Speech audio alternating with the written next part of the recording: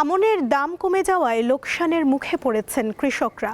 গত বছরের তুলনায় এবার প্রতি মণ ধানের দাম কমেছে ১০০ থেকে ১৫০ টাকা পর্যন্ত। বিশ্লেষকরা বলছেন, ফসল কাটার সময় চাল আমদানির কারণে ন্যায্য মূল্য থেকে বঞ্চিত হচ্ছেন কৃষকরা। চলতি বছর আমন ধানের উৎপাদন লক্ষ্যমাত্রা ধরা হয়েছে ১,৮২,০০,০০০ মেট্রিক টন। কৃষিবিদরা আশা করছেন উৎপাদন ১,৭৫,০০,০০০ থেকে ৮০,০০,০০০ মেট্রিক টন হবে। উত্তরের খাদ্যভাণ্ডার হিসেবে পরিচিত জেলা নওগাঁ সহ দেশ জুড়ে এবার ধানের উৎপাদন ভালো হয়েছে।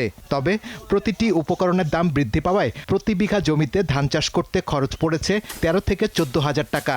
এখন আমন মৌসুমে ধান কাটা ও মাড়াই প্রায় শেষের দিকে। চলতি মৌসুমে ফলন ভালো হলেও ধানের ন্যায্য মূল্য না পাওয়ায় হতাশ কৃষকেরা। বিঘাতে প্রায় ২-৩ হাজার টাকা লস করা গেছে। কীটনাশকের থেকে শুরু করে সবকিছুর দামই বেশি। অভিযোগ উঠেছে, নানা অজুহাতে ধানের দাম কমিয়ে দিচ্ছেন মধ্যস্বত্বভোগী ব্যবসায়ীরা। ধান থাকা সত্ত্বেও মিলার কিনতে পারছে না অর্থ সংকটে। কৃষকের ক্ষতি কাটিয়ে উঠতে ধানের দাম নির্ধারণে কাজ করছে কৃষি বিভাগ। ধানের দাম কম পাচ্ছে, এখন সাপ্লাই বেশি হলে দাম কমই থাকবে।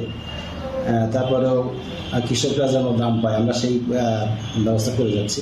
এদিকে আমন সংগ্রহ নীতিমালা অনুযায়ী এবার ৬ লাখ মেট্রিক টন চাল ৫০ টাকা কেজি দরে সংগ্রহ করবে সরকার।